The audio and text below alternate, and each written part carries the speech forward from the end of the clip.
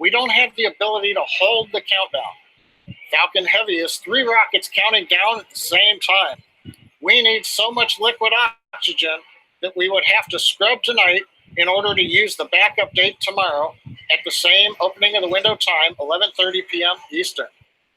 Now, if you followed the SpaceX webcast in the past, you've probably heard me remind everyone that launch is hard. Well, that goes double tonight, as we're going to fly the most demanding mission profile for a Falcon rocket ever. So the SpaceX team has their conservative dial set at 11 and stands ready to take time to look into anything out of the norm. Now, as the energy from the team gathering below me outside of the control center is growing, we are go at T-minus 10 minutes and 51 seconds. As we mentioned earlier, tonight's launch is for the U.S. Air Force and is a rideshare mission with 24 satellites.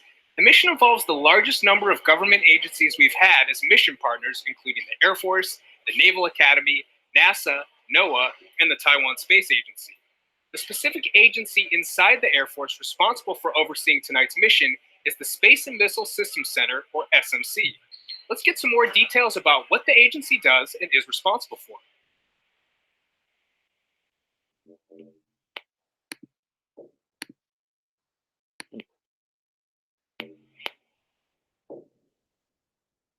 What is SMC? SMC stands for Space and Missile Systems Center, but that's just a name. Who we are, what we do, it's much more than just a name. We're the dedicated men and women who develop, acquire, field, and sustain cutting-edge space experiments and operational satellites. Our mission, deliver resilient and affordable space capabilities. What does that mean? It means we enhance military communication systems, acquire next-generation GPS satellites, develop advanced remote sensing and service capabilities, field cutting-edge rocket systems, modernize the United States satellite control structure, create never-before-seen technology, and deliver sustained, unrivaled space superiority for our nation. Let's face it, the world's changing. Along with it, SMC is changing to ensure the United States remains the vanguard of space capability and scientific understanding. We dubbed our aggressive and innovative new approach to the way we work SMC 2.0. That means speed, to quickly implement the best solutions to new problems. Partnerships, to forge the relationships necessary for the mutual benefit of the U.S. and our international allies. Innovation, to capitalize on the most advanced cutting-edge technology in the world.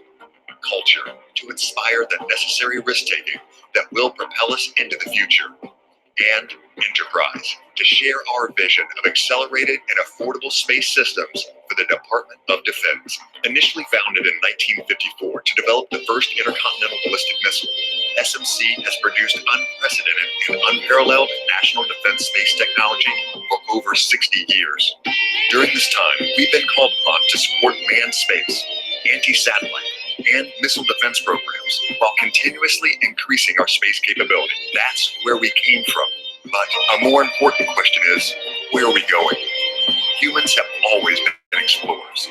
We venture to discover that which is unknown.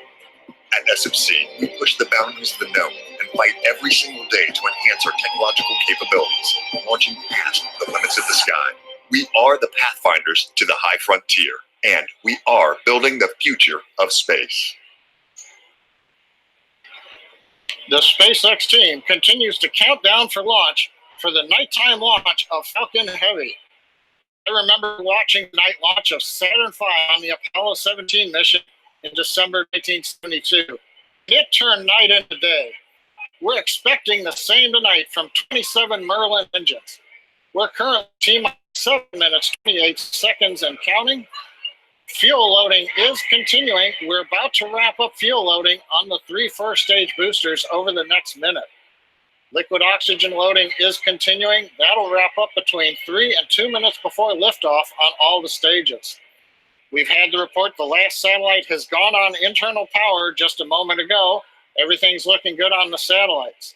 Now, a major activity coming up here in another 2.5 minutes is retract of the strongback. We'll see the clamps open up around the second stage. The strongback will recline about 2 degrees in preparation for launch. We're also just inside T-minus 7 minutes. We've begun chilling in the 27 Merlin 1D engines.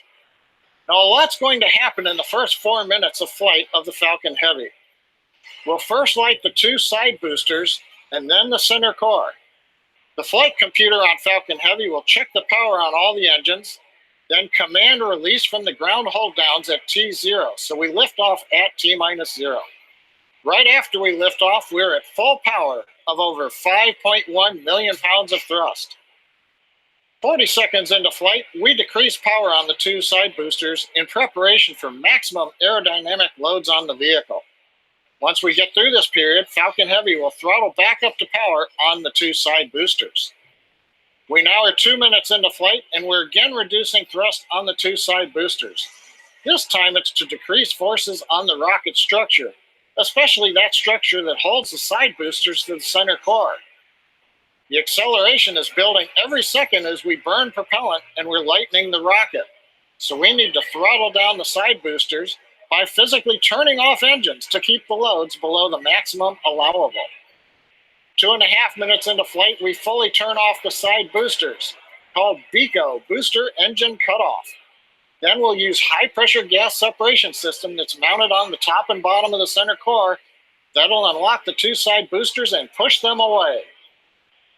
Now, once we're clear of the side boosters, the center core will throttle up to full power and burn another minute.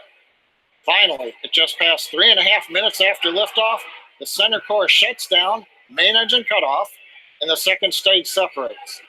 Now, from this point on, it's like a Falcon 9 mission, other than we do happen to have 3 first stage rockets returning to Earth at both Cape Canaveral and the drone ship.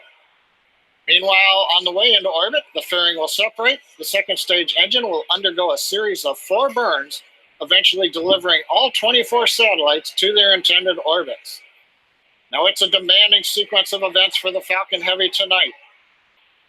But from this point on, everything is looking good. We're at 4.5 minutes. We're getting ready to recline the strongback. So let's watch and listen to the final countdown.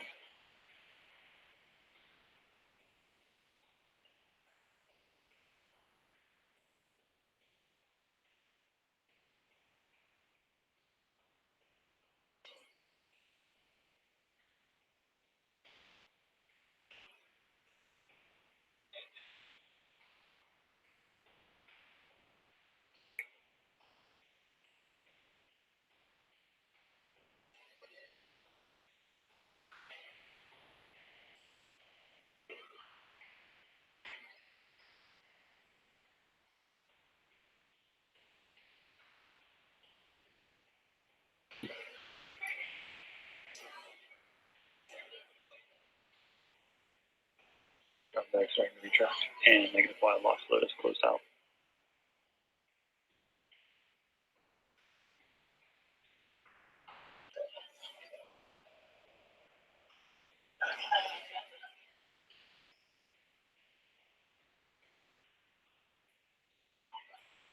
And positive Y lock load is closed out.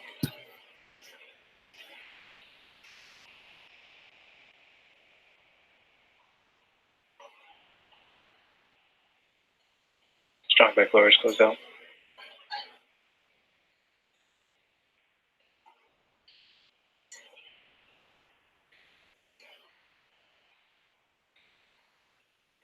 And stage 1 lock load is closed out.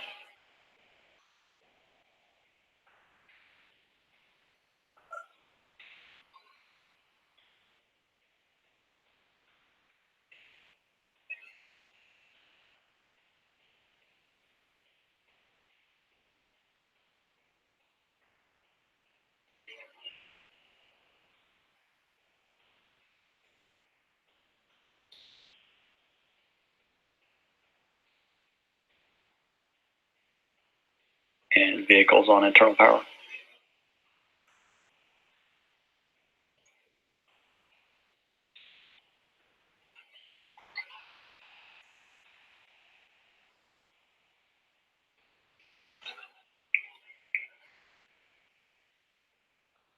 And stage 2 lock load is closed out.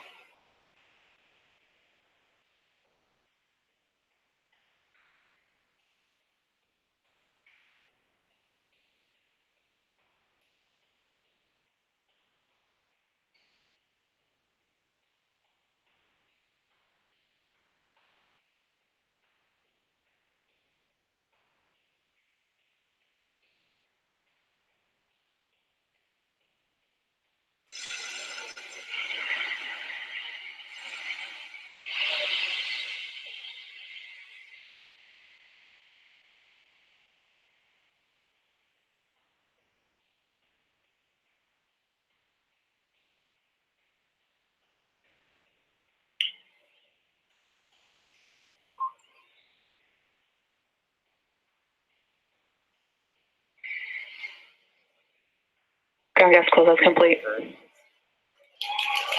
And the vehicle is in startup.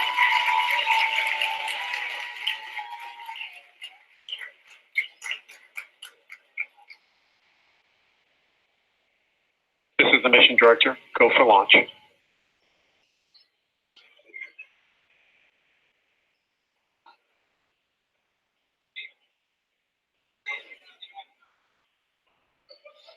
T-minus 30 seconds.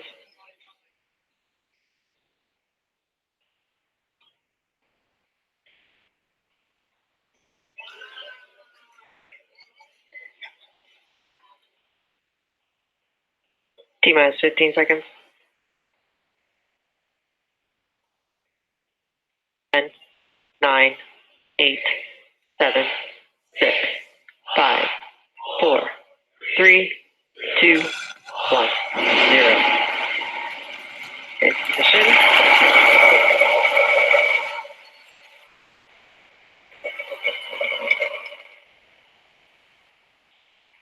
Vehicle is pitching downrange.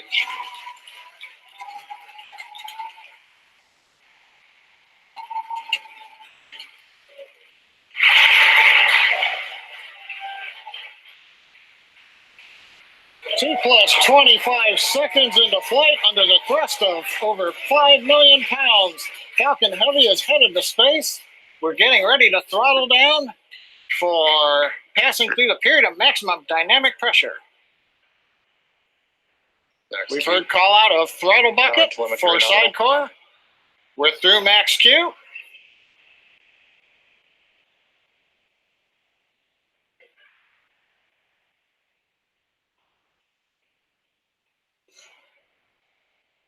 Vehicle is supersonic. Everything continuing to look good on the Merlin 1D engines.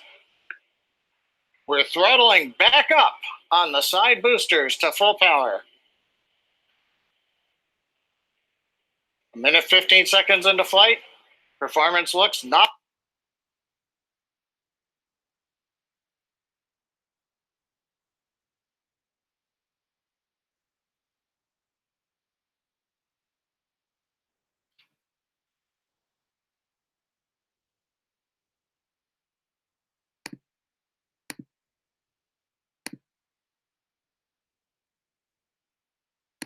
In just a couple of minutes.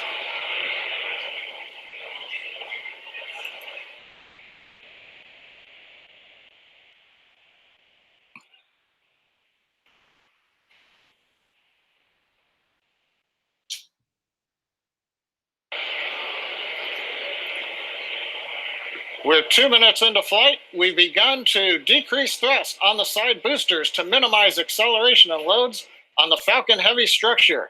We've turned off one engine on each of the side boosters to decrease that load. Now our next major event coming up here in about 10 seconds, shutdown and separation of the side boosters.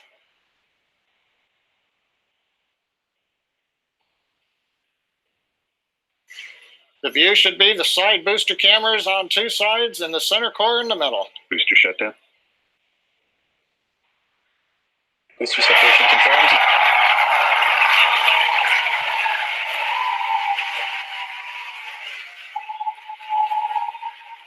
Over the cheering in the background, it's going on midnight with a lot of people here at SpaceX. Side boosters have separated. They're getting ready for their burn back to Cape Canaveral. You can see on the left and right views, the side boosters have ignited. The center core continues under full power. Everything looking good on the Falcon Heavy. Next event coming up in about 15 seconds will be shutdown of the center core, followed by stage separation and ignition of the second stage engine. Good views of the two side boosters under the thrust of 3 engines each, slowing down their velocity and coming back towards Cape Canaveral. We have shutdown on the center core. Stage separation confirmed.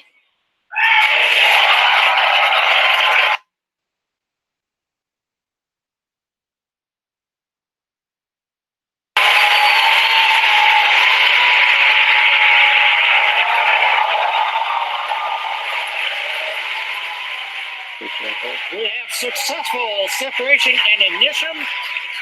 We're coming up on shutdown of the two side boosters. Side booster, boost back shutdown. And we've heard the call out side booster, boost back shutdown. The center core, you can see, is not doing a boost back. It's headed downrange to the drone ship. Here comes fairing separation. Cross-range nominal. Fairing separation confirmed. We have confirmation of the payload fairing separation. So far, 4 minutes, 17 seconds into flight. Second stage looking good, headed to low Earth orbit, carrying the 24 satellites. The side boosters have done their first boon, coming back to Cape Canaveral. The center core has separated and is beginning its long coast downrange to the drone ship in the Atlantic Ocean. So at 4 minutes, 35 seconds and counting, everything looking good on Falcon Heavy.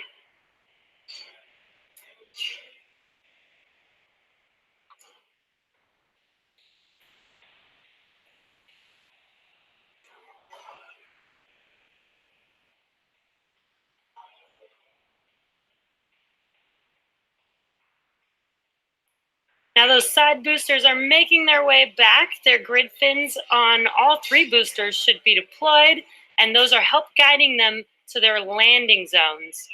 As a reminder, today we will be attempting to recover all three of these first stages, and all three boosters are currently making their way home. In just a few minutes, the side boosters will execute an entry burn followed by a landing burn, and the center core will complete the same burns just a few minutes later. Both burns are used to slow the stage's speed down rapidly before landing. At the time of separation, the side boosters were traveling slow enough to turn around and make their way back to land at our side-by-side landing pads. The center core is going too fast to efficiently return to the Cape, so we're using our autonomous drone ship, Of Course I Still Love You, as we mentioned earlier. As a reminder, our drone ship is positioned twice as far offshore than normal, so we may not get visuals of landing tonight. Also coming up in a few minutes will be the call out for second engine cutoff. Coming up in about a minute here, we're going to look for that side booster reentry.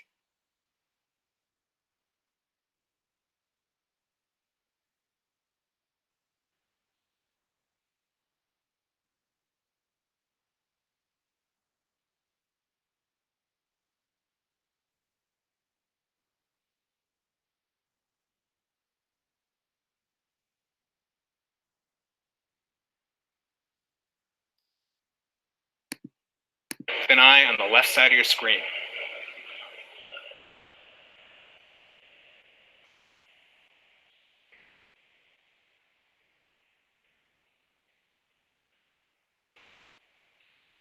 In about 10 seconds, we should see those side boosters reignite for their entry burn.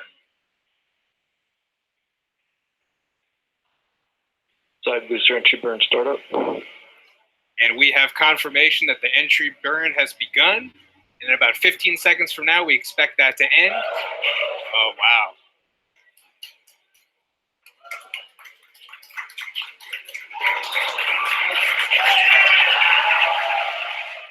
Hear the crowd cheer behind me. And that entry burn has completed. Note that second engine cutoff and the center core will be landing almost at the same time. So we're going to have a few events in succession at about T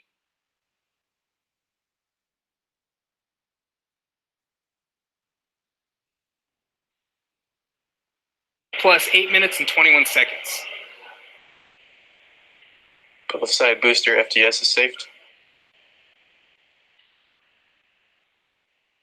Stage 2 FTS is saved. And terminal guidance. About 20 seconds, we're going to look for that side booster landing burn to begin on both boosters. Side boosters transonic. About 10 seconds away.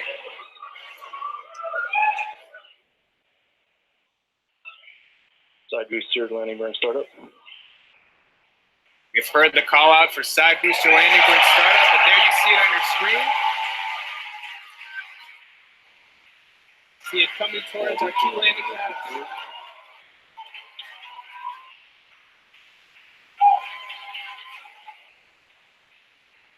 Landing legs deploy.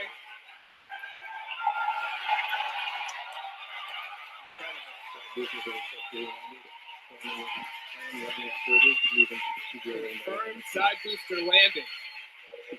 What an iconic view. We've also, at the same time, I believe we've had second engine cut off at the same time.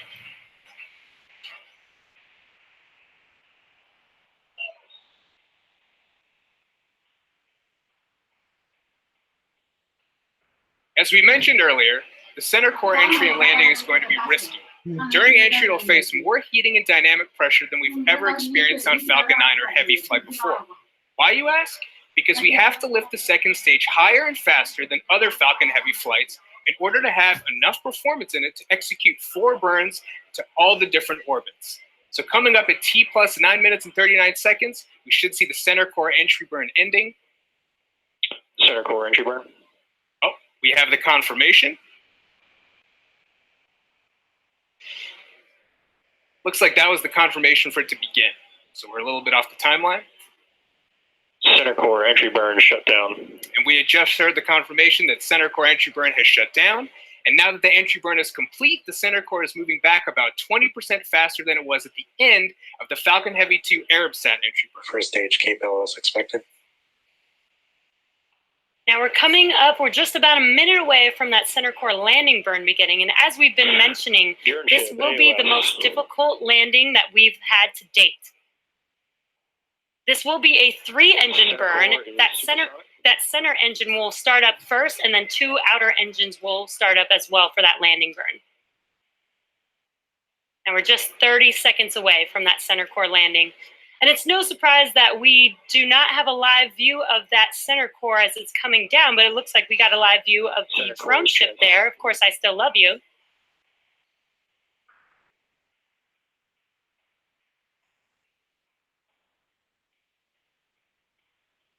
If you're just now tuning in, we're just about 10 seconds away from that center core landing burn beginning.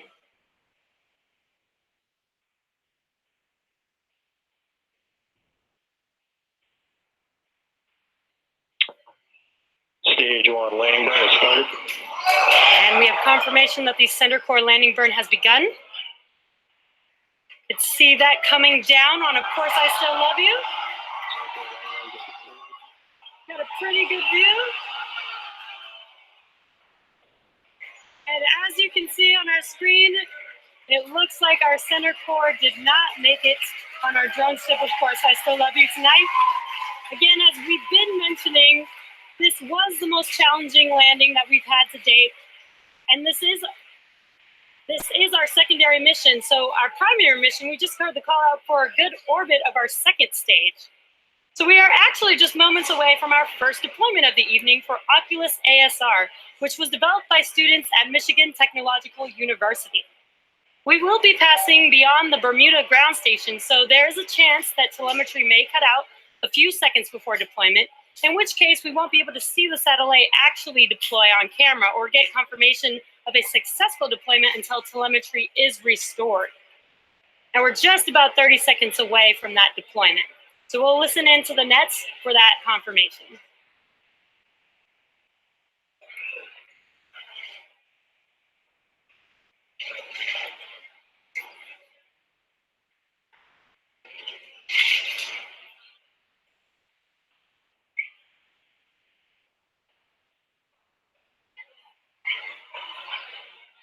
Looks like we still have that live view.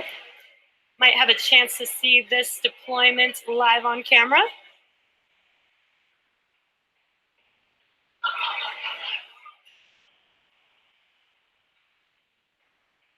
Again, we are waiting for the Oculus satellite deployment. And as we expected, looks like we lost that live view. So we will wait to get some confirmation of that deployment, and we will update you guys in a few minutes later on in the webcast. We are now in between ground stations for the next few minutes with nothing to see.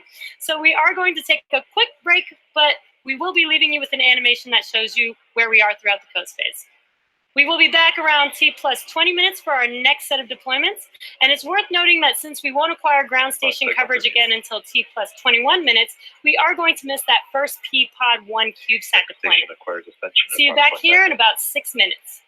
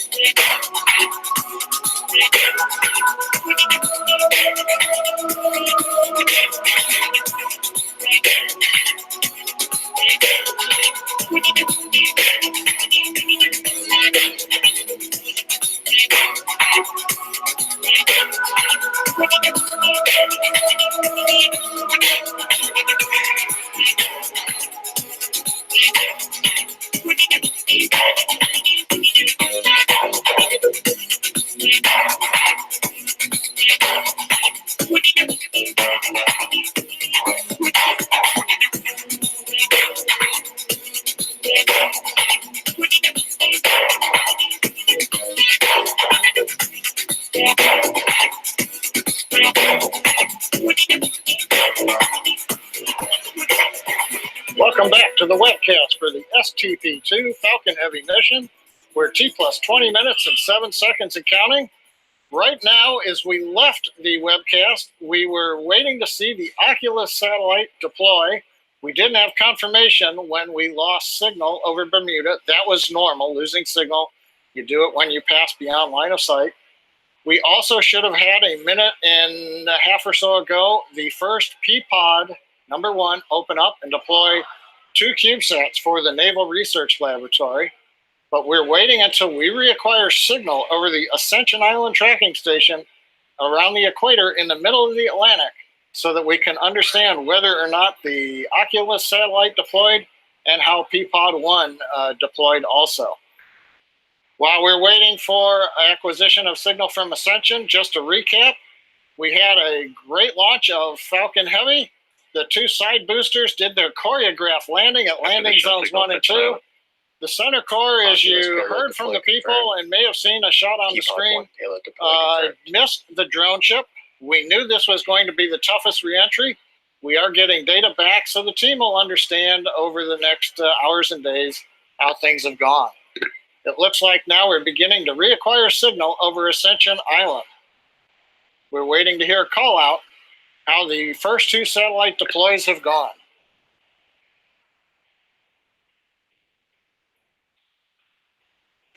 It appears we have confirmation that the Oculus satellite was separated and P-Pod #1 opened up, deploying the Naval Research Laboratory satellites. There's a view from space, and if you remember the view just before we left, on the bottom left was the Oculus satellite, had a white coloring to it, and it's no longer there. Now we're going to cover the last of the 8 P-Pod satellites that are coming up for deployment. That's going to take about 30 minutes to get through this sequence. The next deployment comes up just before T plus 25 minutes. Now these 8 deployers will open and they'll release 11 satellites. Now, if you've watched our coverage from other launches like Iridium, you know that the 1 camera we have on top of the payload attach fitting cannot see all sides of the dispenser holding the satellites. Because of the positioning right there, as you see on your screen of the 1 camera, we won't be able to see all of the CubeSat deployments today. In particular, the next 3 P-Pods, 2, 3, and 4 on the back side, we won't be able to pick those up. However, as the second stage does maneuver in orbit in the sunlight, we might be able to pick up a glint of the sun off of the CubeSats as they move away from the second stage. Now, the next deployment coming up just before 25 minutes is known as Falcon Sat 7. This is an optical telescope for the United States Air Force Academy. The CubeSat, when it is ejected, will eventually deploy a rigid boom that holds a membrane that acts like a lens in a telescope. And once that membrane is rigid, it will allow imaging of the sun. So this is a deployable optical telescope for the Air Force Academy. However, as I said, we won't be able to see it. We'll have to wait for call out to confirm the separation.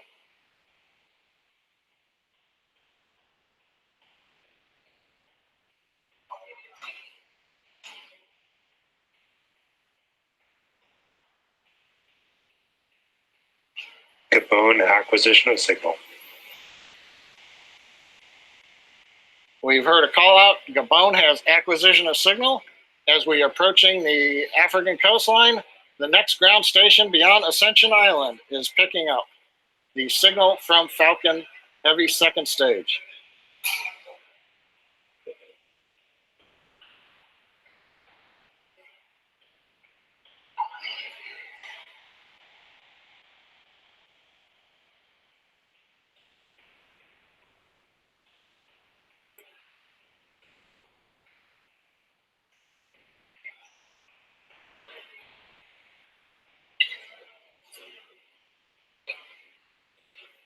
Coming up on deployment in about 5 seconds.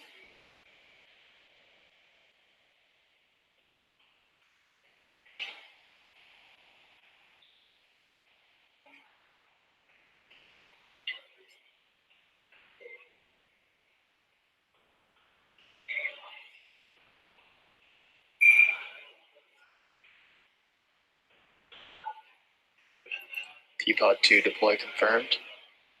And there's the call out from the avionics engineer. Always a little bit tense as you're waiting for them to confirm that the signal indicates that the door is open. Inside of each of the deployers is a spring that pushes out the CubeSats. And what we have is confirmation that the Air Force Academy deployable optical telescope should be in orbit on its own now. Now we've got about 235 seconds until we get to the next deployment.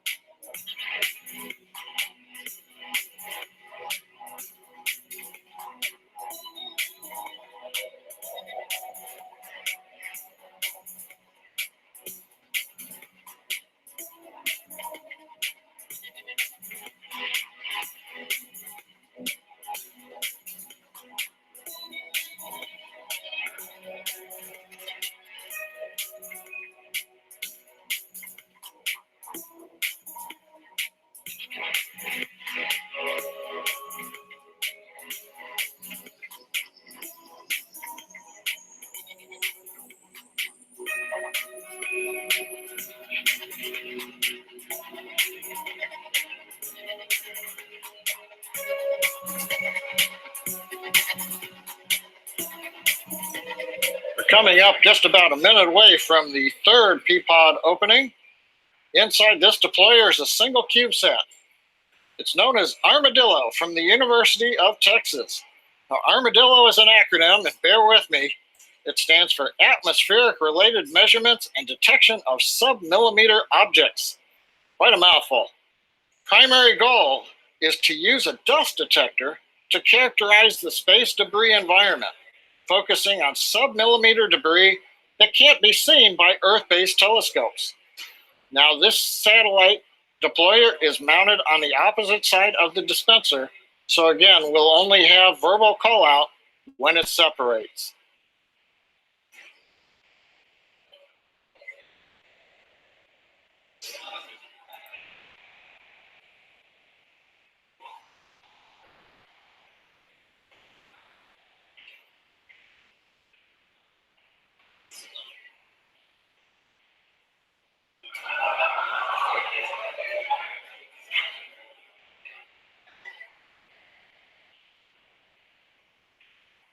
P-Pod 3 deploy confirmed. And confirmation, P-Pod number 3 has opened. Armadillo should be on its way into orbit in the vacuum of space. Next up will be a quick turnaround, only about 145 seconds until we get to the next deployment.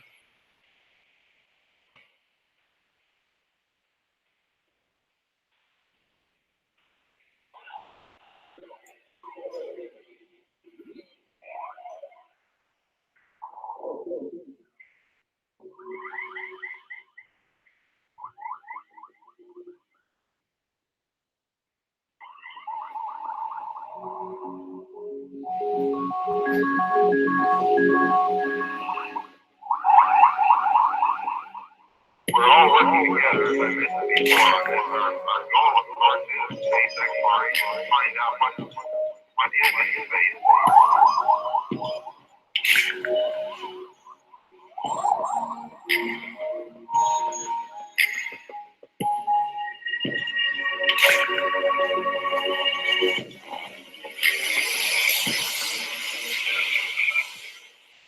Okay, we're just over 50 seconds away from the deployment of P-Pod 4. This time we're going to have 2 CubeSats coming out of the deployer. Again, it's on the backside of the dispenser. This is the last one on the backside of the P-Pods. Satellites are called PSAT and BRICSAT. PSAT's an amateur communication satellite, and BRICSAT is a small satellite that has a micro-propulsion system to perform experiments with attitude control. Satellites are out of the United States Naval Academy.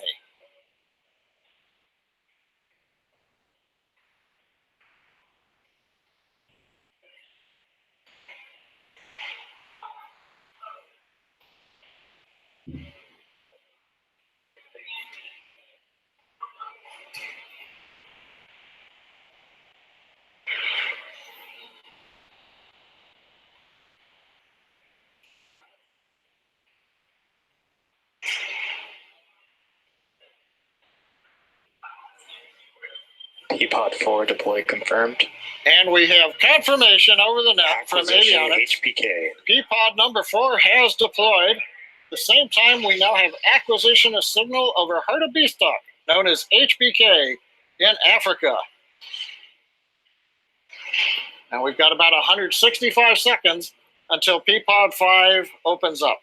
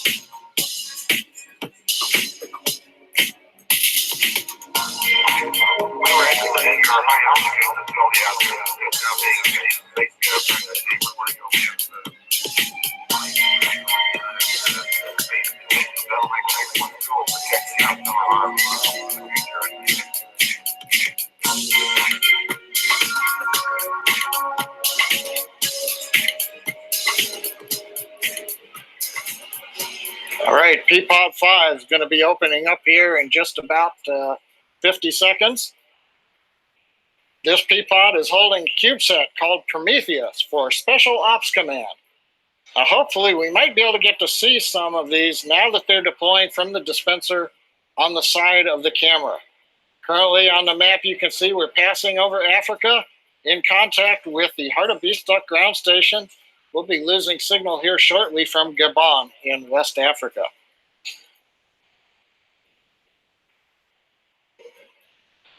Now in this view, the P-Pod dispenser is located probably at about the 2 o'clock position around the dispenser, the very top. So you've got to look up there and we might see something going by. However, we're also starting to get a sun flare off of the camera.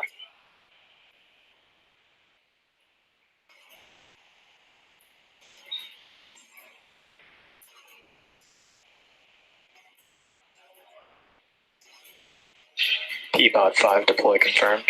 We've heard the confirmation. P-Pod 5 is deployed.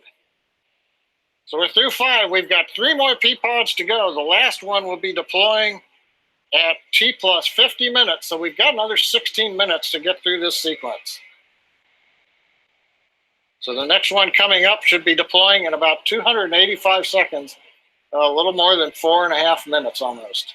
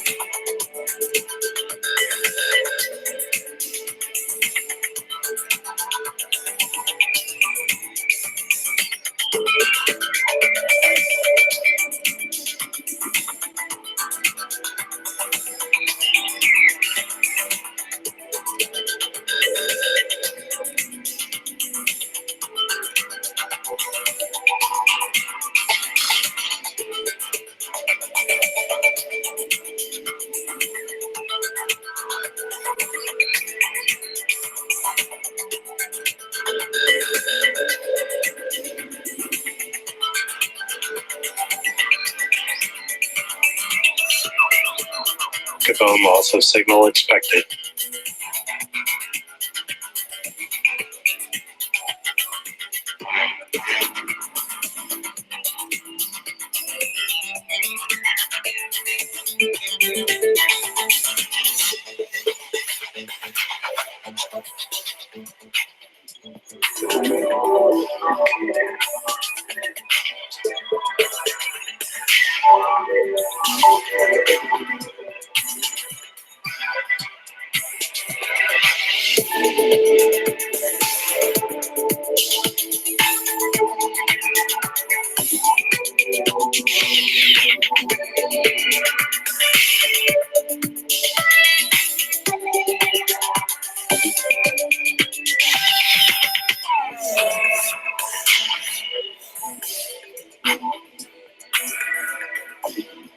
Voracious acquisition of signal.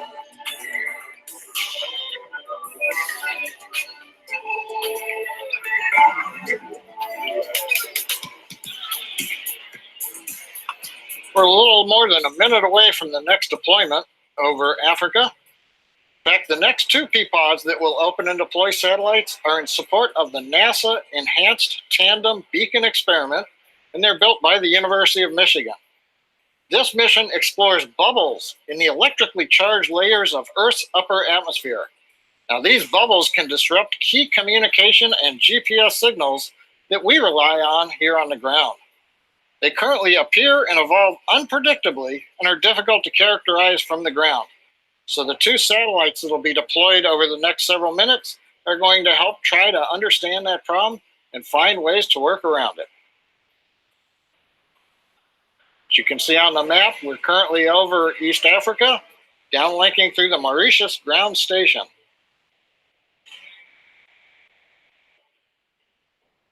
Again, looking up around 2 o'clock at the top of the stack, trying to see if we can spot the CubeSat coming out of the deployer.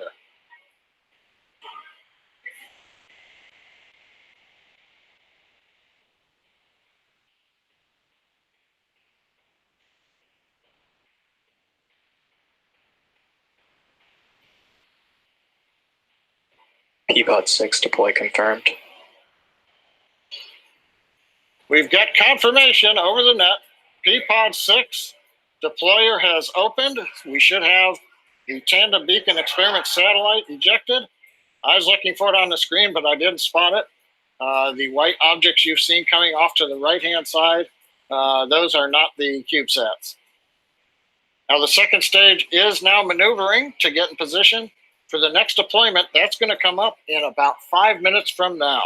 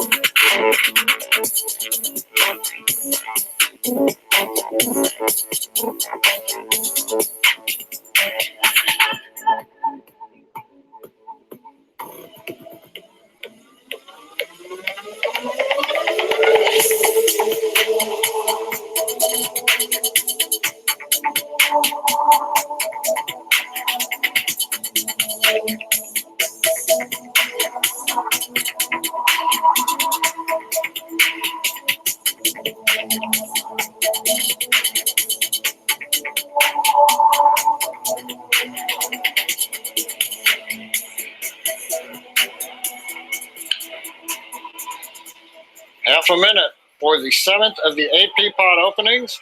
This is also a tandem beacon experiment CubeSat. Now, to study those bubbles that I talked about in the Earth's atmosphere, the 2 CubeSats that we're deploying emit signals in a handful of frequencies to stations on the ground. From there, scientists can measure disruptions in the signals to determine how they're affected by the upper atmosphere bubbles. Waiting for call out of P-pod 7 opening and the CubeSat deploying.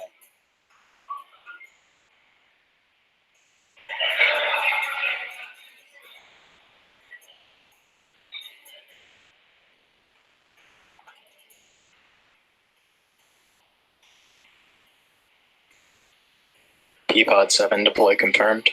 And we've got it a little late sounding, but we have confirmation. P-pod 7 is open to deploy the second of the 2 beacon experiment satellites for the University of Michigan.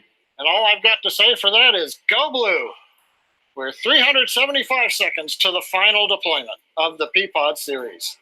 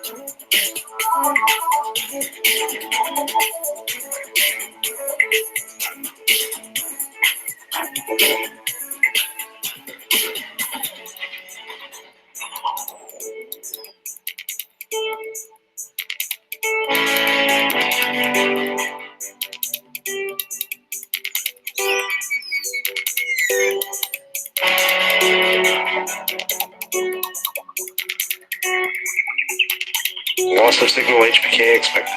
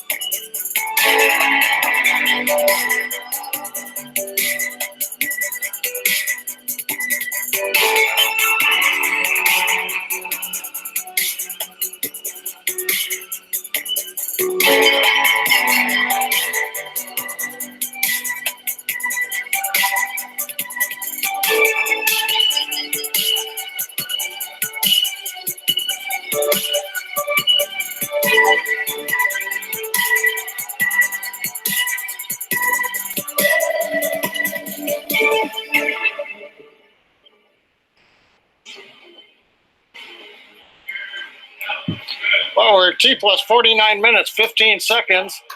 We're out between Africa and Australia getting ready for the last deployer, which will release 2 CubeSats that have been working together starting at liftoff. One is the NASA LEO CubeSat, and the second is the STANGSat CubeSat from Merritt Island High School. Now, this combined mission will measure and record the temperature and acceleration data from within that deployer, the P-Pod, during today's launch.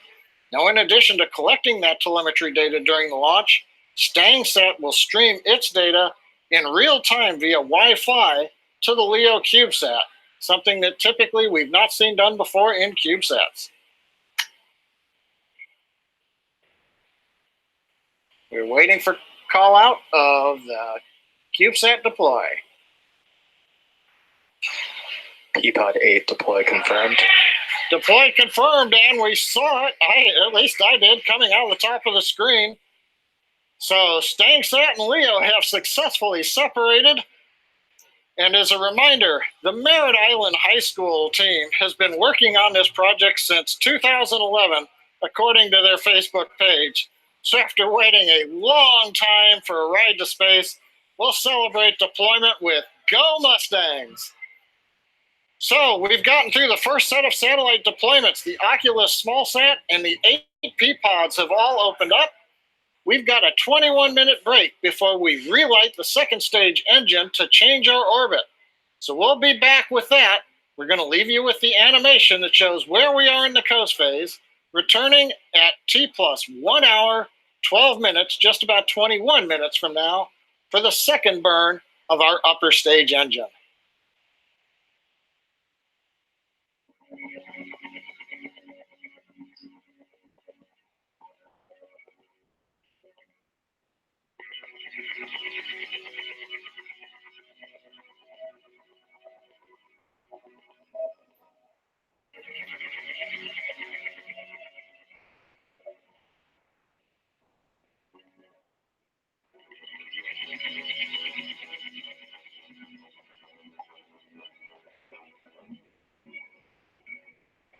Acquisition West Australia.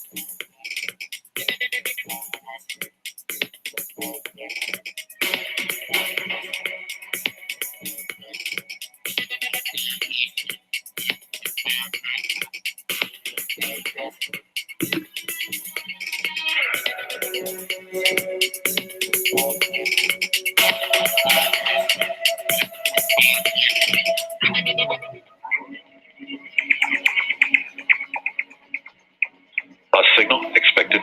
Diego Garcia.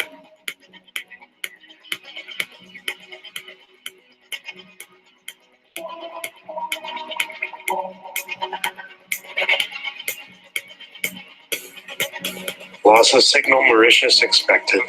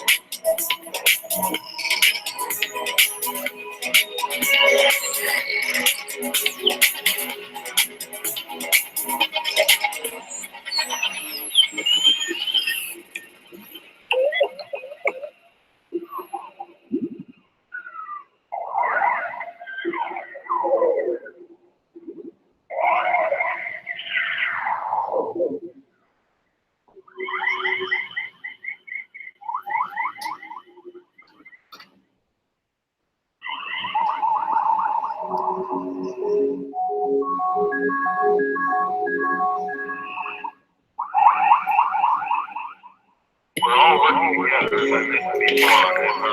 All of us is SpaceX Falcon. Find out what is in space.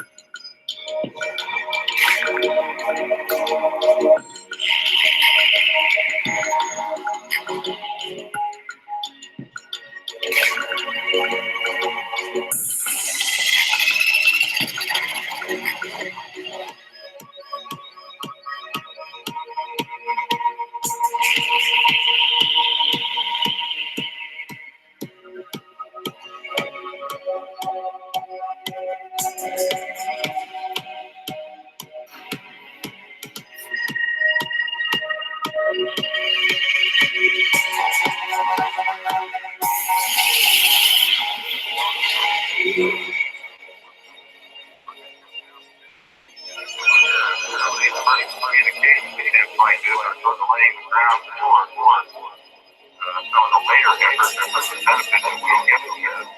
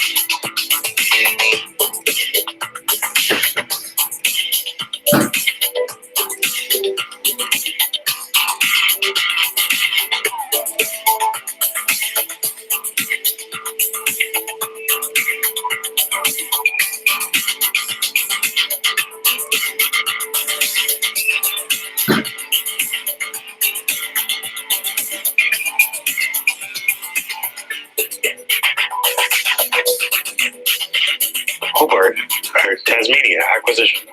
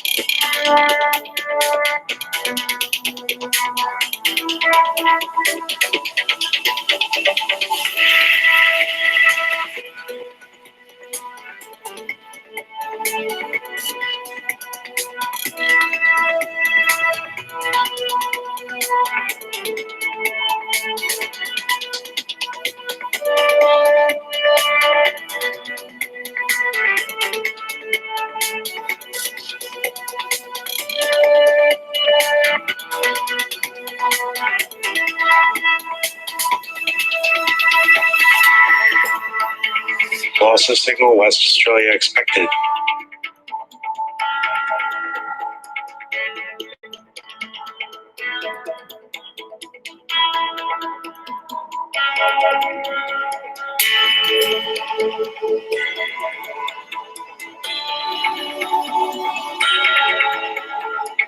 Loss of signal Tasmania expected.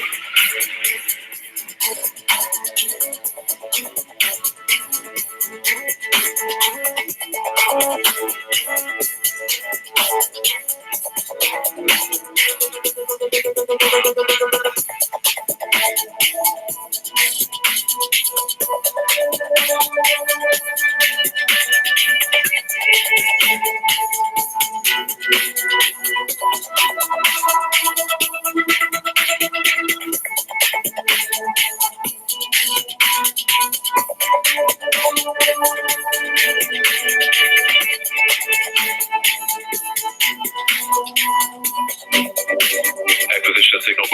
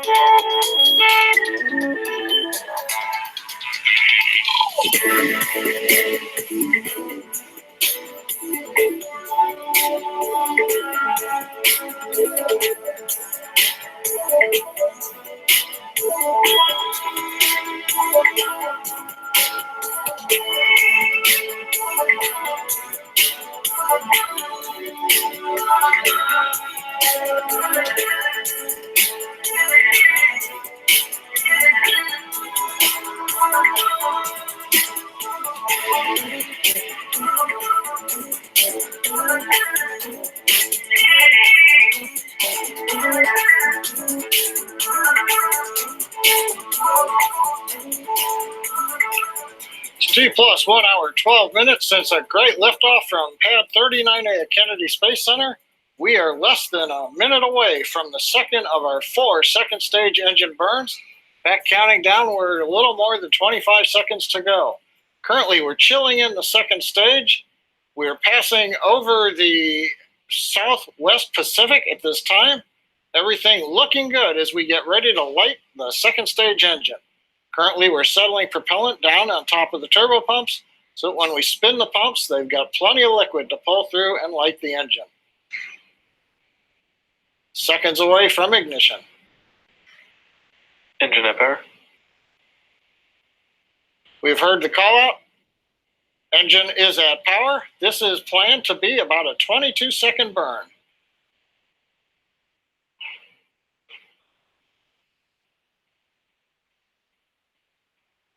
Throttling down the MVAC engine.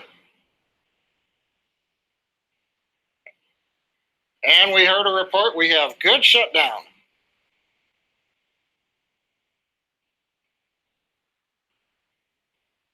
Nominal orbit insertion.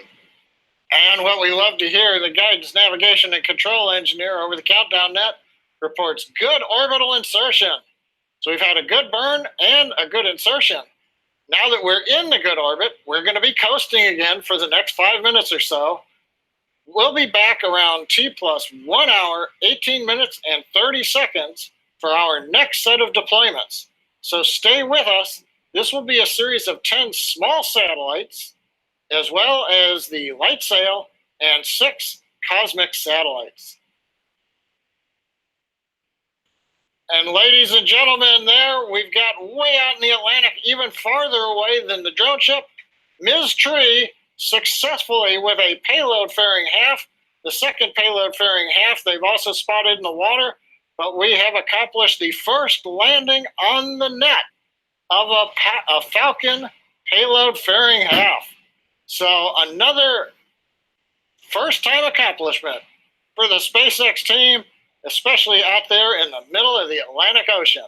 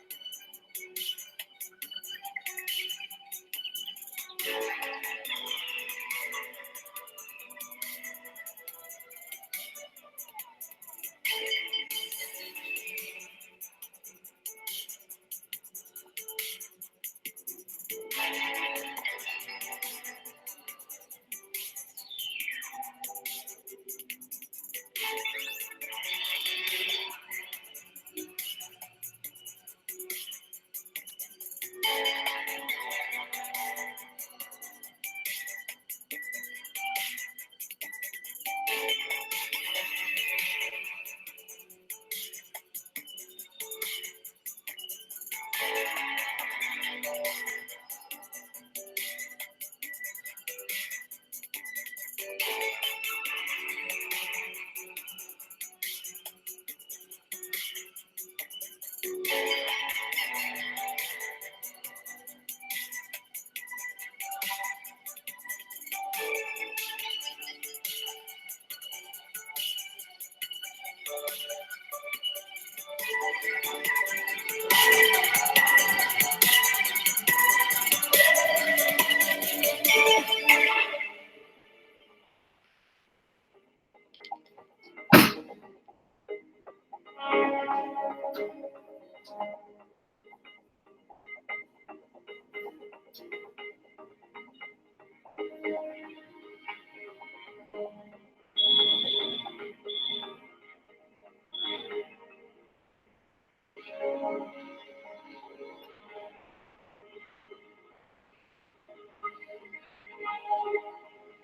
loss of signal.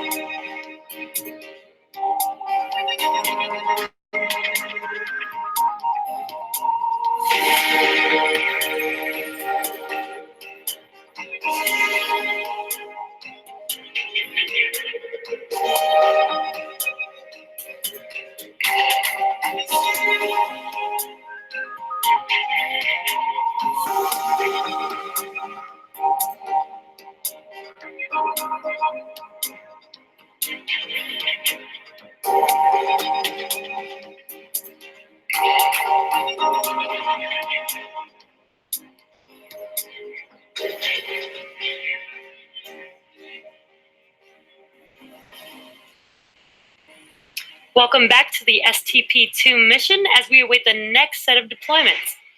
First up is PROX-1 microsat developed by students at Georgia Institute of Technology in Atlanta to demonstrate satellite close proximity operations and rendezvous. PROX-1 is not an acronym, but actually got its name from the word proximity. It is basically running some proximity operations or formation flying experiments with the LightSail CubeSat for the Planetary Society. The LightSail will not be released immediately from PROX-1. That will actually happen 7 days after it separates from Falcon Heavy. When this happens, the LightSail will unfurl its mylar sail, which is 1/20th of the thickness of a sheet of paper, with an unfurled area of 344 square feet. This will be the largest solar sail ever demonstrated as a primary means of propulsion. We won't have a visual of this deployment. There is also a good chance we may not have real-time confirmation of deployment since we will be over the Kwajalein ground station. Kwajalein can only record data. It does not send SpaceX real-time. So we may have to wait a few minutes until we come over Guam station to get confirmation of deployment. So again, that deployment should be happening in a couple seconds here. We will get back to you on that confirmation once we get that telemetry back. Now, the next deployment, and they keep coming, folks, will be for NPSat and will occur in about 2 minutes. NPSat was built by the Naval Postgraduate Research Laboratory, and it carries a bunch of experiments. But in layman's terms, it's investigating the concentration of electrons in the ionosphere, one of the outer layers of Earth, which influences radio transmissions. It's also doing experiments to improve communications and the survivability of computers in space, and demonstrating a new type of solar cells for power production.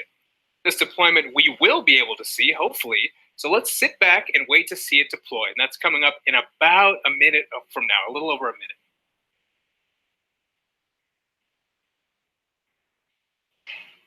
Now, looks like we're still waiting to get connectivity, so despite what I just said, we may not get a visual. Hopefully that comes back on for us.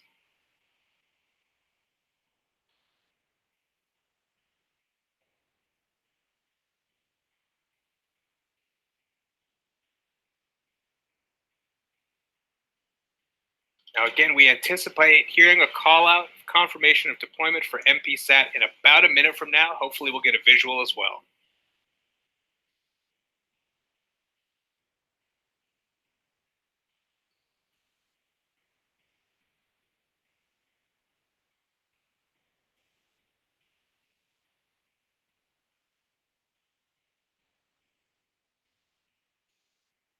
Still waiting on that connection over Guam. We're about 30 seconds away from deployment of the MPSat. AOS Hawaii. Prox 1 deploy confirmed. And we did just hear confirmed over the nets that Prox 1 deploy was confirmed. Very exciting, another successful deployment. In about 10 seconds from now, hopefully we'll hear the same thing and see it as well for NPSat.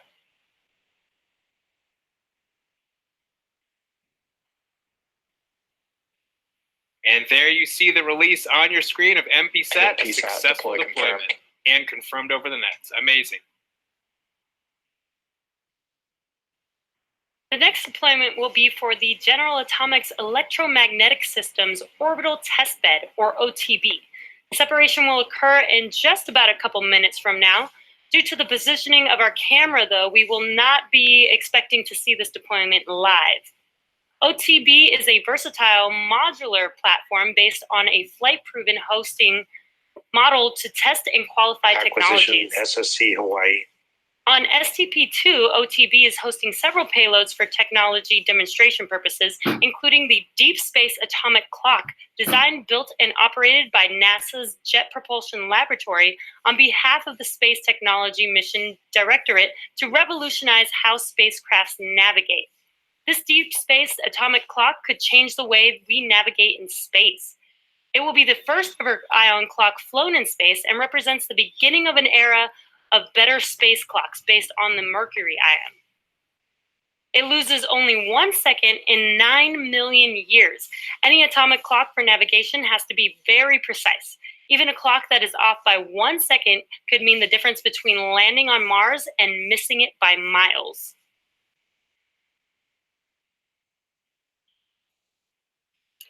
In ground tests, the Deep Space Atomic Clock stays stable and keeps correct time for weeks, even months. It's up to 50 times more stable than the atomic clocks on GPS satellites.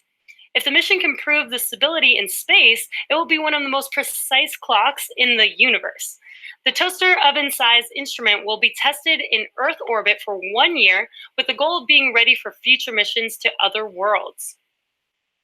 And we should be seeing this coming up or hearing the call out actually in just about 10 seconds from now. Again, we will not be able to see this live since it is not in our camera view. OTB payload deploy confirmed. And we just got that confirmation for the OTB deployment. Our next deployment is coming up in about 3 minutes, and this is for the Green Propellant Infusion mission, or GPIM, which is a NASA mission that develops a green alternative to conventional chemical spacecraft propulsion systems.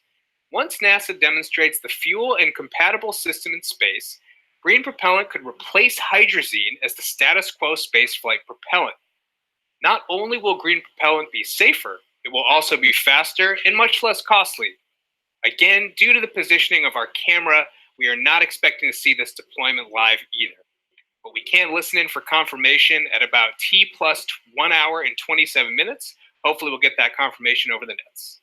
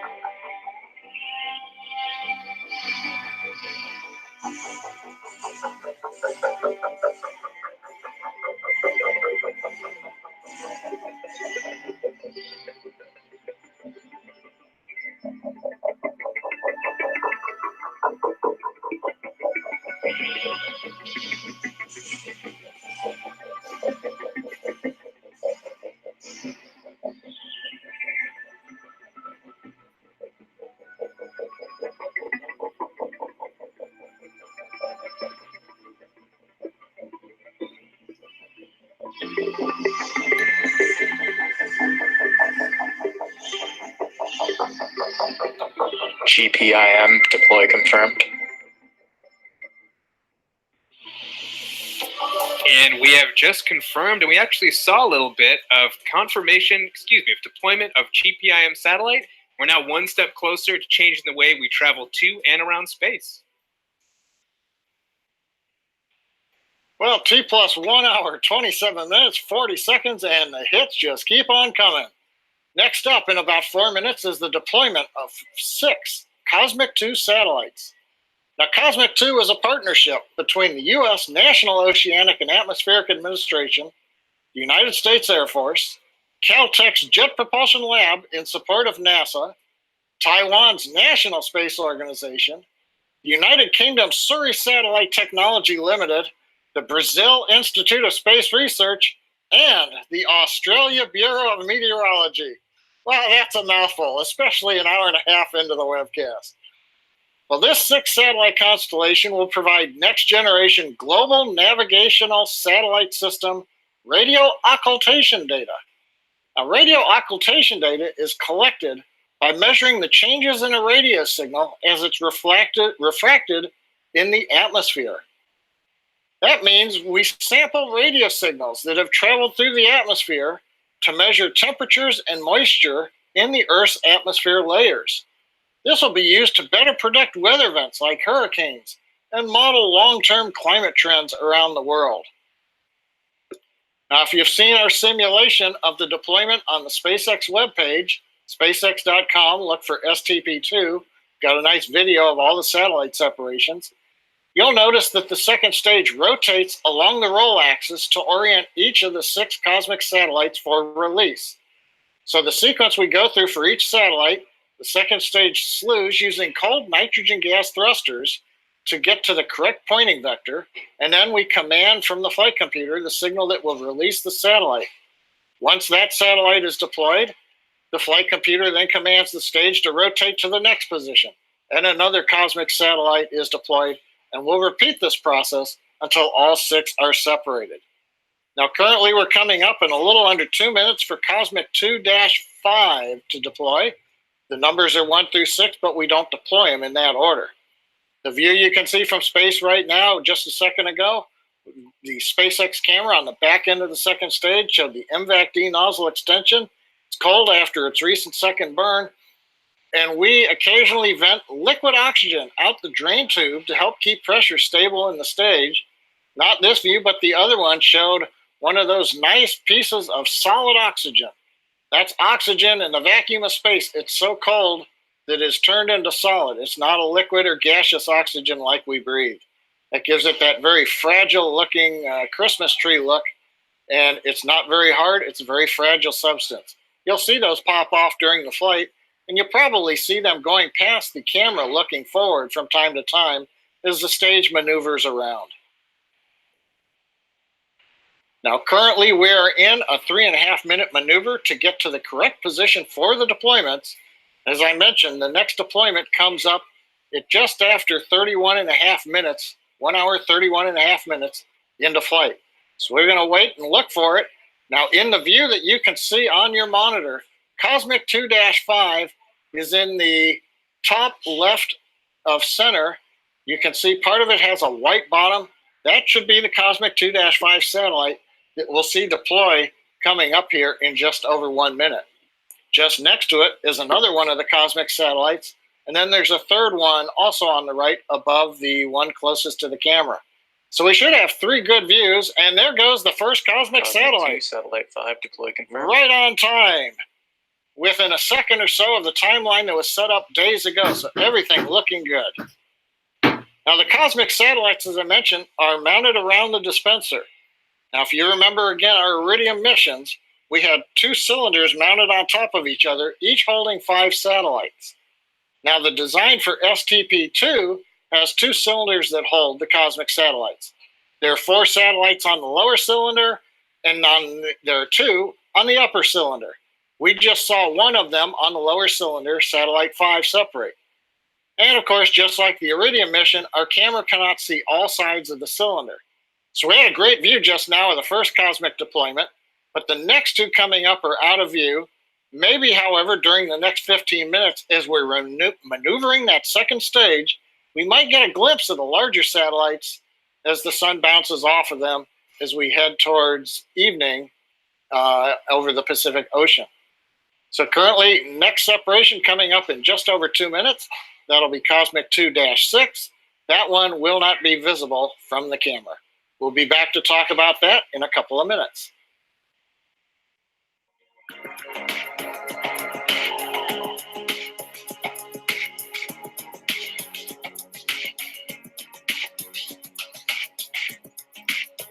AFSC on Vandenberg acquisition signal.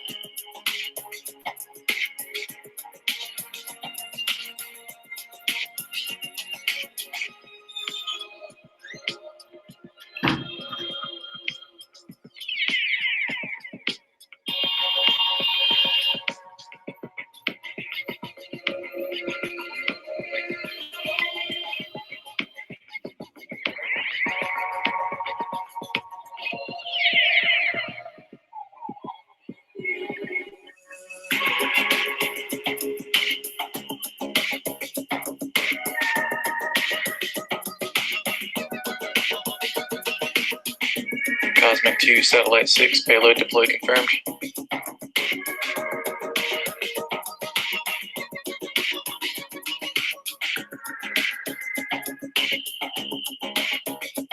And we heard confirmation. Avionics Engineering reports, looking at the telemetry, that the Cosmic 2-6 satellite successfully deployed. Now, similar to what we do on Iridium, we've got another 2-minute pause. We'll be back for Cosmic 2-2 deploy. This one also will not be visible from the camera.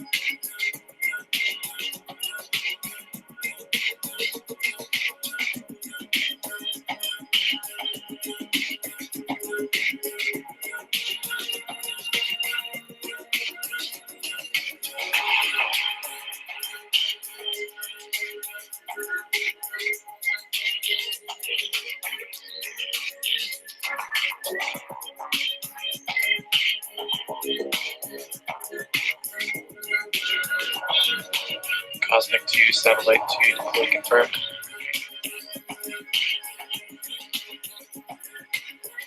And another good call out from Avionics Engineering.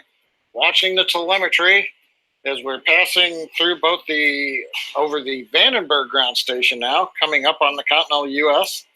Cosmic 2-2, the third of the 6 cosmic satellite constellation that performs radio occultation data by sending signals through the Earth's atmosphere, has successfully deployed. Next up will be Cosmic 2-4. That'll be coming up at 1 minute or 1 hour, 39 minutes, 57 seconds. Signal AFSC in Hawaii expected. And we are reporting loss of signal as planned of Hawaii, ground station contact with the second stage, as we're flying further eastward, passing now through the Vandenberg ground stations and coming up on the SpaceX ground station in South Texas a little bit later on. But for now, we've got another couple of minutes. South Texas. And there you heard it, the South Texas ground station. SpaceX is located there, has picked up the Falcon Heavy second stage. So we'll be back in a couple of minutes when we listen to the deploy of Cosmic 2-4. This satellite should be visible. It's on the bottom center, or just left of center, that large satellite that was next to 2-5 when it separated a little while ago. We'll be back shortly to watch that deploy.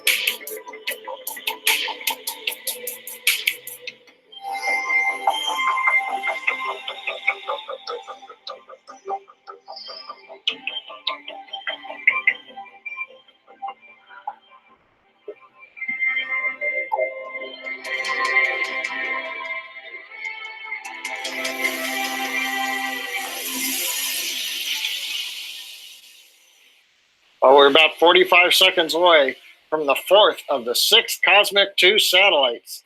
This one, hopefully we get a nice view. Currently, the camera cycles between views of the nozzle. Now we're looking forward, and then we should stick with the forward-looking view, and hopefully we'll see the satellite that's right front dead center there separate, coming up in about 13 seconds.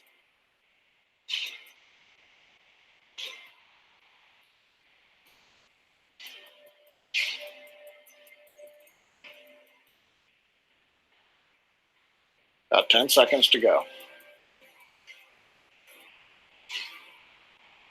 There it goes. Cosmic 2, Satellite 4, deploy confirmed. Cosmic 2, Satellite 4, the one we intended, is on its way into its own orbit. You can see a little bit of that round mounting ring where the satellite was attached to the dispenser. It's attached on top of the Falcon Heavy second stage. So next up, we've got Cosmic 2-1. That one is on the back side. That'll be in 3 minutes. We won't be able to see it. And then we'll wrap up with Cosmic 2-3. So we're 4 down, 2 to go of the Cosmic satellites. The P-pods have all opened. They've deployed their CubeSats. The small sats have all deployed. So we've got 2 more Cosmics to go. And then if you can see at the top left of center, that large white flat panel, the very last satellite to be deployed, and that's still another couple hours away almost. That's the DSX satellite that'll cap off the mission. So that one's going to be there for a while, but we'll be bringing you that after we get through the 3rd and the 4th burns of the upper stage engine. But for now, we're going to sit back, watch the video from space, and prepare for Cosmic 2-1 deploy coming up in just over 2 minutes.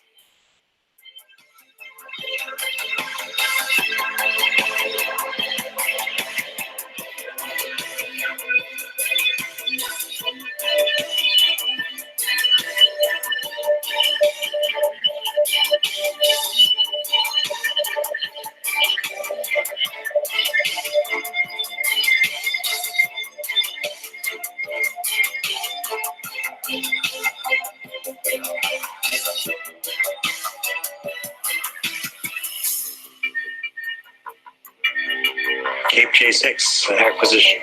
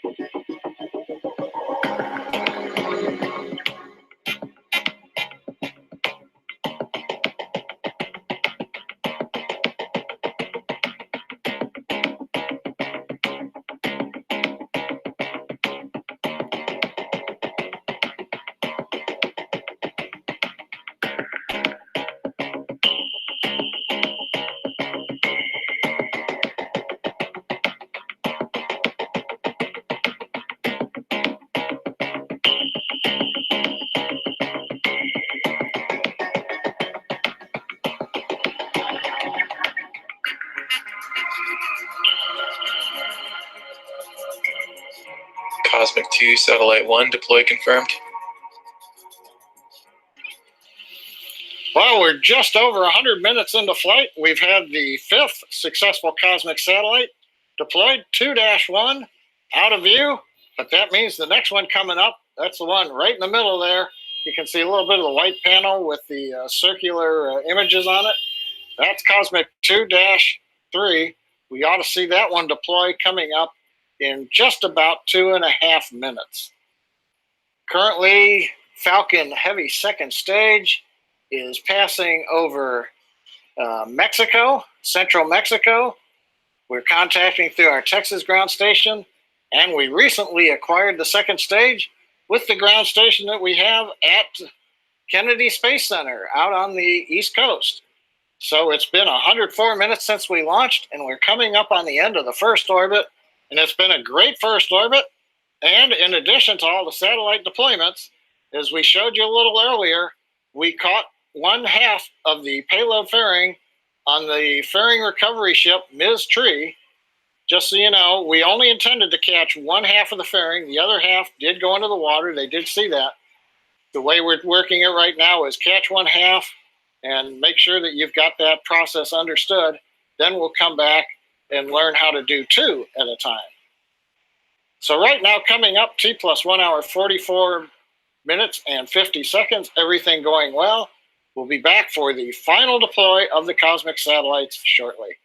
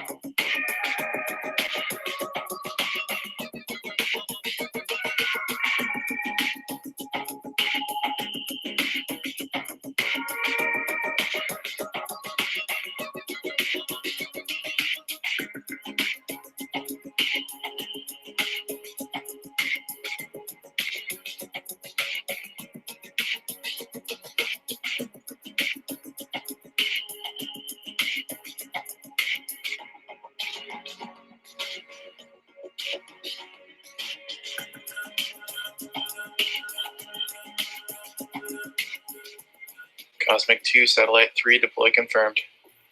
And we've heard the call out from avionics confirming what we all just got to see. Cosmic 2-3 successfully deployed. That makes 6 for 6 for the cosmic satellites. Everything continuing to go well on the deployment sequence. Now we've had 23 satellites deployed. We have just 1 more to go. But to get there, we have a couple of second stage engine burns to perform before we're ready to release that final DSX satellite into space. So for now, we're entering a 20-minute coast phase. So we're going to take a break, but we are leaving you with an animation that shows where we are in the coast phase and some of that great SpaceX music. We'll be back around T plus 2 hours, 7 minutes for the third of 4 ignitions of our second stage engine.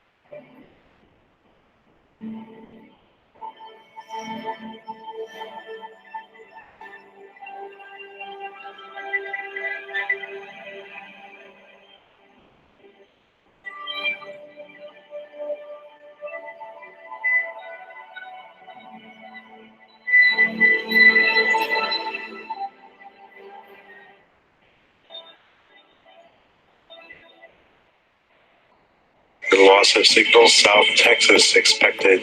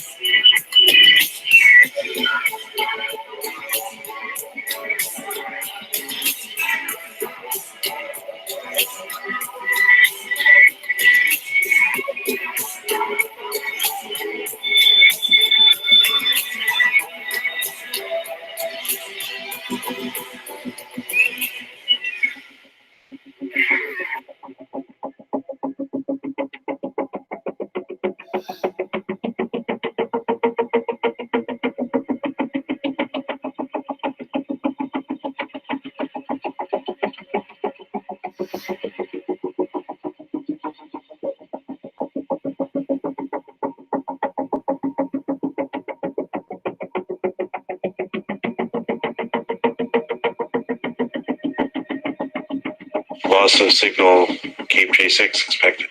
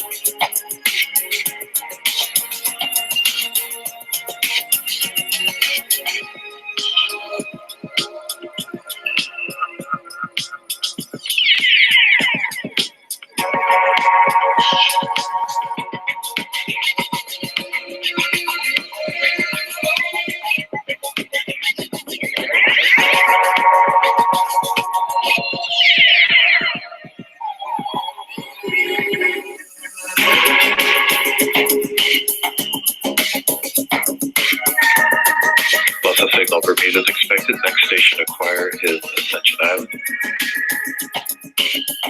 In approximately 3 minutes.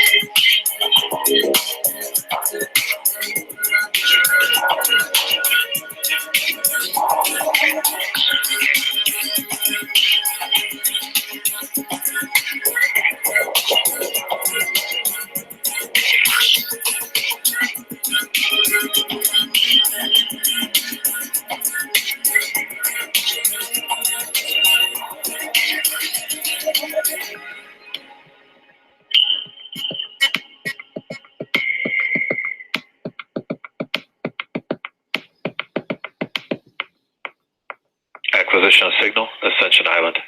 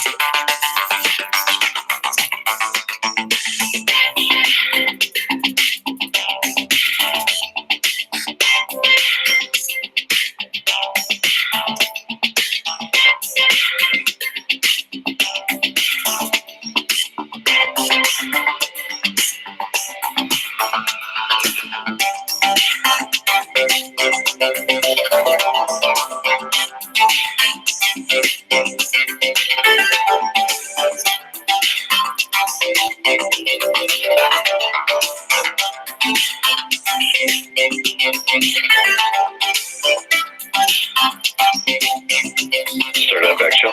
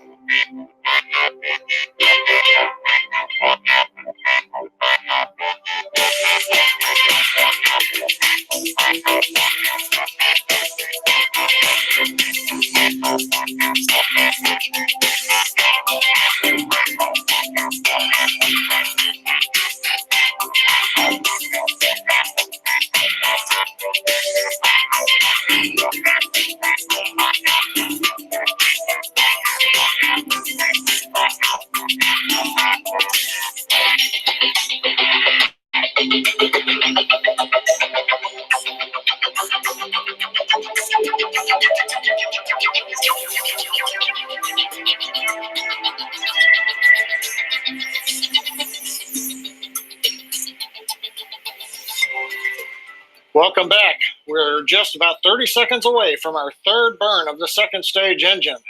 We're currently passing over the equator in the middle of the Atlantic over the Ascension Island tracking station.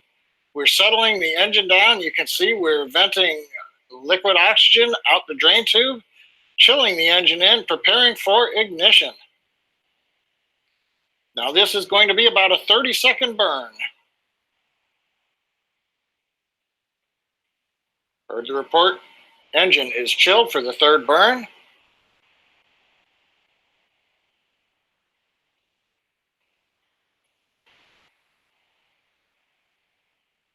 We're spinning the engine and we have ignition.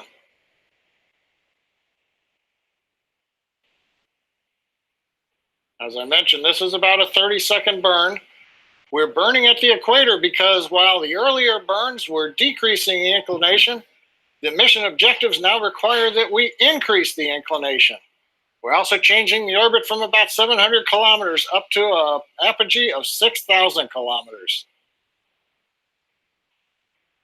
Throttling down, and we should have shutdown of the second stage engine.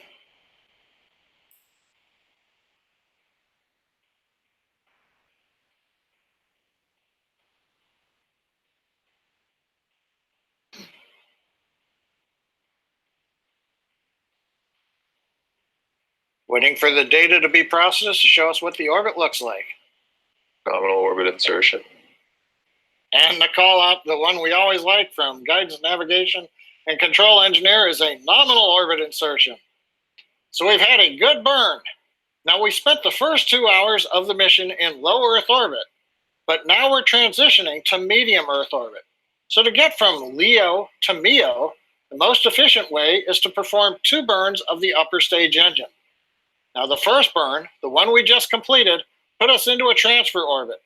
As I mentioned, it had us at one end at LEO, about 700 kilometers, and now the other end of the ellipse will be at the higher MEO altitude, about 6,000 kilometers. But now we need to do a second burn, which is going to be about 80 minutes from now, to get fully into that higher medium Earth orbit. So that means we're going to pause the live commentary. We'll be back at T plus 3 hours and 27 minutes for the last events of a great mission so far. This will be the fourth and final relight of our second stage engine, as well as deployment of the DS6 satellite that you can see at the very top of the stack as the camera has been cycling between views of the MVAC engine and the payloads. So 2 hours, 10 minutes into the books. We've got a little bit more to go. Be back with us at 3 hours and 27 minutes.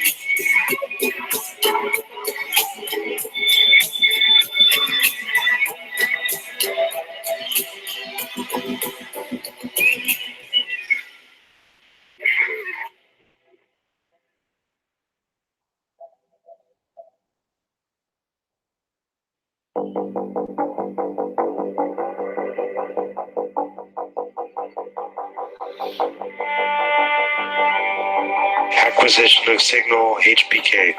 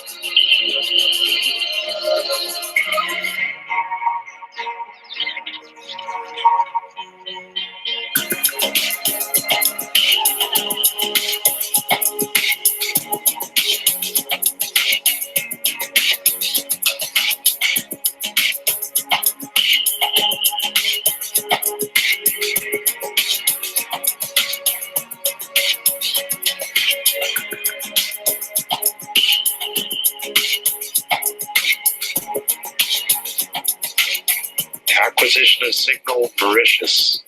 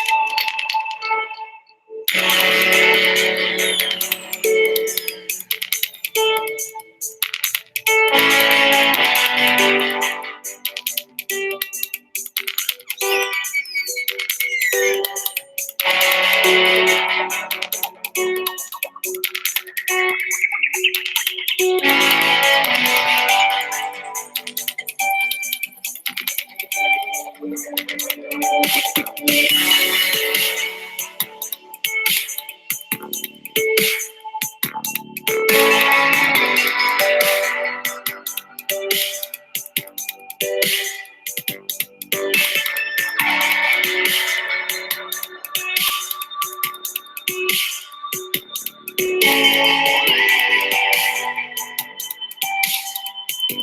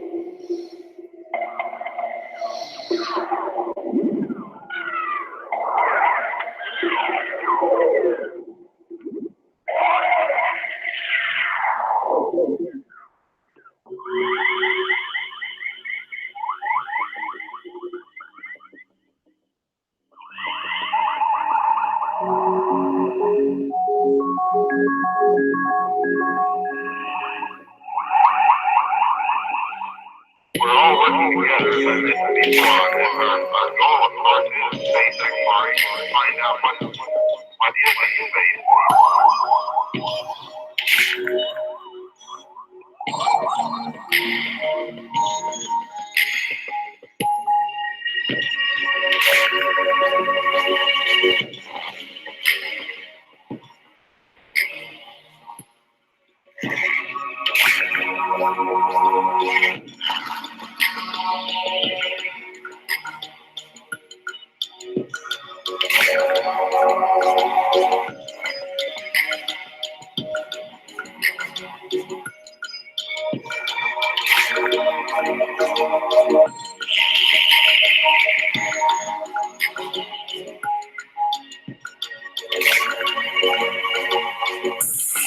Expected loss of signal HPK.